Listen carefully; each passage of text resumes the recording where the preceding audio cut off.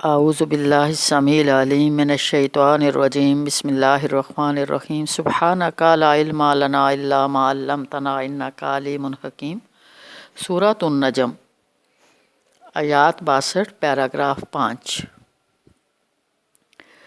پہلا پیراگراف وحی، قرآن اور واقعہ معراج کی حقانیت کی تائید۔ دوسرا پیراگراف بت پرستی اور شرک کی تردید۔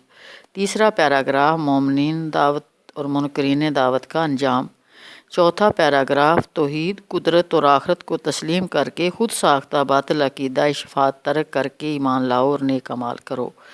پانچواں پیراگراف قرآن کے انذار کی روشنی میں توحید اختیار کرو۔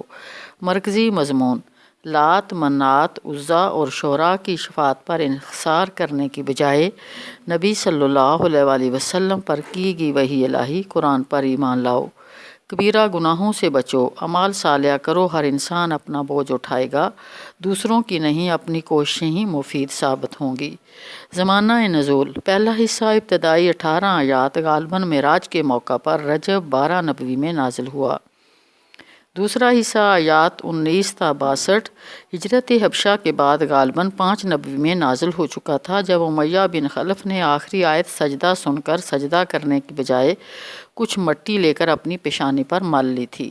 سورۃ النجم کے فضائل: حضرت عبداللہ بن مسعود رضی اللہ عنہ کہتے ہیں کہ نزول کے اعتبار سے یہ وہ پہلی صورت ہے جس میں آیت سجدہ ہے۔ اول سورۃ نزلت فیہا سجدۃ والنجم قال فسجد رسول اللہ فسجد من خلقہ الا رجلا رأیتہ اخذ کفا من تراب فسجد علیہ فرأیتہ بعد ذلک قتل کافرا وہو امیہ بن خلف۔ صحیح بخاری۔ سورۃ النجم کا کتابی ربط: پچھلی 3 صورتوں قاف، زاریات اور طور میں مکان آخرت کے مختلف دلائل تھے۔ یہاں سورۃ النجم میں بتایا گیا ہے کہ آخرت میں نجات کا اصل دار و مدار عقیدہ توحید اور اعمال صالحات پر ہے۔ فرشتوں اور صالحین کی شفاعت پر انحصار کیا جائے۔ پچھلی سورۃ الطور میں کتاب مستور کا ذکر تھا، یہاں سورۃ النجم میں اسی تورات کو صحف موسیٰ کہا گیا ہے اور اس کی تعلیمات کا کچھ حصہ بیان کیا گیا ہے۔ اہم کلیدی الفاظ اور مضامین: سورۃ النجم میں منصب رسالت کی وضاحت۔ وما ینطق عن الہویٰ ان ہو الا وحی یوحیٰ۔ آیت 3 اور 4 میں یہ حقیقت بیان کی گئی ہے کہ رسول اللہ صلی اللہ علیہ وآلہ وسلم کوئی فلسفی نہیں ہیں جو اپنے ذاتی غور و فکر یا خواہشات نفس کی پیروی میں کلام کر رہے ہیں، بلکہ وہ تو وحی کی پیروی کرتے ہیں۔ سورۃ النجم میں واقعہ معراج میں تفصیل، آیات الہی کا دیدار۔ لقد رأى من آیات ربہ الکبریٰ۔ آیت 18 کے الفاظ سے یہ حقیقت معلوم ہوئی کہ معراج کے موقع پر آپ صلی اللہ علیہ وسلم نے رب کو نہیں بلکہ آیات رب کو یعنی اللہ کی بڑی بڑی نشانیوں کو دیکھا۔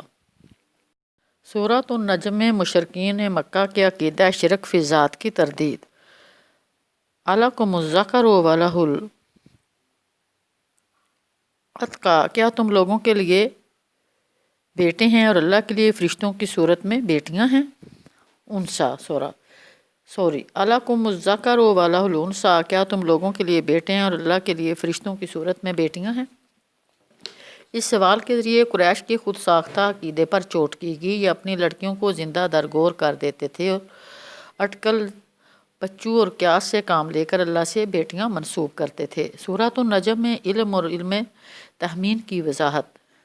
ظن، آیات 23 اور 28 سے بتایا گیا کہ مشرکین کا عقیدہ ظن و تخمین باطل ہے۔ ظن یعنی گمان حق کے مقابلے میں کام نہیں آتا۔ سورۃ النجم میں فرشتوں کی شفاعت کے خود ساختہ عقیدے کی تردید۔ لا تغنی شفاعتہم شیئا، آیت 26 فرشتوں کی شفاعت کے بارے میں بھی مشرکین کی غلط فہمی دور کر دی گئی کہ وہ کسی کام نہ آ سکیں گے۔ سورۃ النجم میں انسان کی کوششوں کی اہمیت کا تذکرہ۔ ام للانسان ما تمنا، کیا انسان کے لیے وہی کچھ ہوگا جس کی وہ تمنا کرے؟ آیت 24 کے الفاظ سے یہ بتایا گیا کہ آخرت کی کامیابی انسان کی خواہشات کے مطابق نہیں ہوگی بلکہ آخرت تو انسان کی کوششوں کے مطابق ہوگی۔ وَلَيْسَ لِلْإِنسَانِ إِلَّا مَا سَعَىٰ، آیت 39، اور یہ کہ انسان کے لیے وہی کچھ ہوگا جس کی اس نے صحیح اور کوشش کی ہوگی۔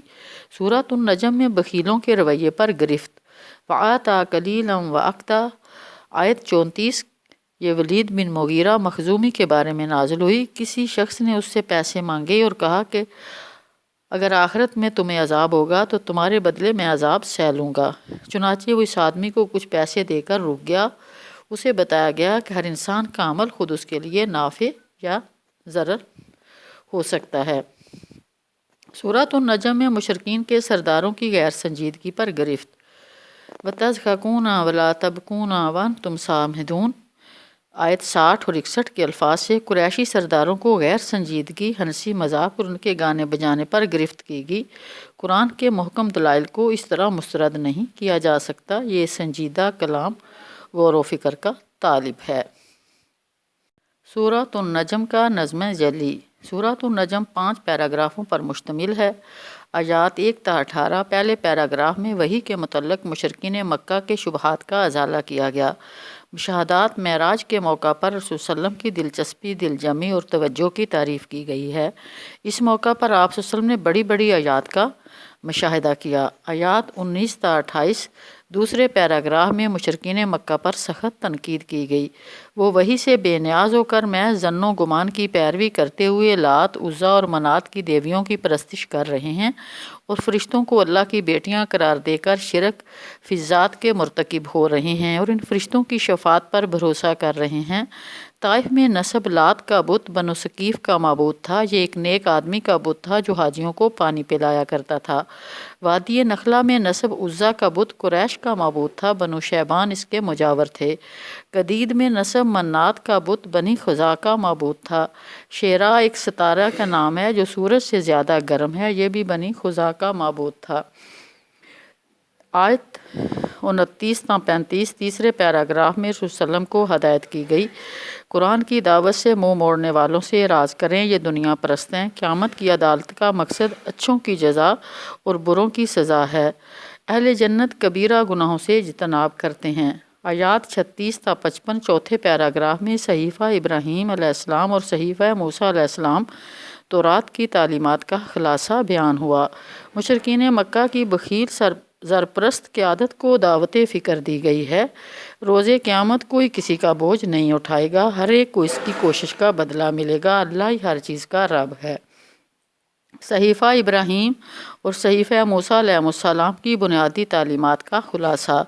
کوئی نفس دوسرے کا بوجھ نہیں اٹھائے گا۔ آیت 38۔ انسان کے لیے وہی کچھ ہے جو وہ کمائے گا۔ آیت 39۔ انسان کی کوششیں دیکھی جائیں گی اور بھرپور بدلہ دیا جائے گا۔ آیت 40 تا 41۔ آخر رب کی طرف ہی لوٹنا ہے۔ آیت 42۔ اللہ ہی ہنساتا اور رلاتا ہے۔ آیت 43۔ اللہ ہی زندگی اور موت دیتا ہے۔ آیت 44۔ اللہ ہی نر مادہ کا جوڑا بناتا ہے جس سے افزائش نسل ہوتی ہے۔ آیت 45 اور 46۔ دوسری زندگی بھی اللہ ہی کے ذمے ہے۔ آیت 47۔ وہی امیر بناتا ہے، وہ جائیداد بخشتا ہے۔ آیت 48۔ وہی شعراء کا رب ہے۔ آیت 49۔ اس نے 4 قوموں یعنی عاد، سمود، قوم نوح اور قوم لوط کو ہلاک کیا۔ تاریخ گواہی دیتی ہے کہ وہ اقوام کو ہلاک کرنے کی طاقت رکھتا ہے۔ آیات 50 تا 55۔ آیات 56 تا 62۔ پانچویں اور آخری پیراگراف میں بتایا گیا ہے کہ قرآن پچھلے صحیفوں کی طرح انذار کا فریضہ انجام دے رہا ہے۔ قریش مکہ کو تنبیہ کہ وہ اللہ کے کلام قرآن کے ساتھ صامدون بن کر منفی رویہ اختیار کر رہے ہیں۔ آخر میں فَاسْجُدُوا لِلَّهِ وَاعْبُدُوا کے الفاظ سے قریش کو اللہ کی بندگی کی دعوت دی گئی۔ مرکزی مضمون: لات، منات، عزیٰ اور شیرا کی شفاعت پر انحصار کرنے کی بجائے محمد صلی اللہ علیہ وسلم پر کی گئی وحی الہی قرآن پر ایمان لاؤ، کبیرہ گناہوں سے بچو، اعمال صالحہ کرو۔ ہر انسان اپنا بوجھ خود اٹھائے گا، دوسروں کی نہیں۔ صرف اپنی کوششیں مفید ثابت ہوگی۔ وما علینا الا البلاغ۔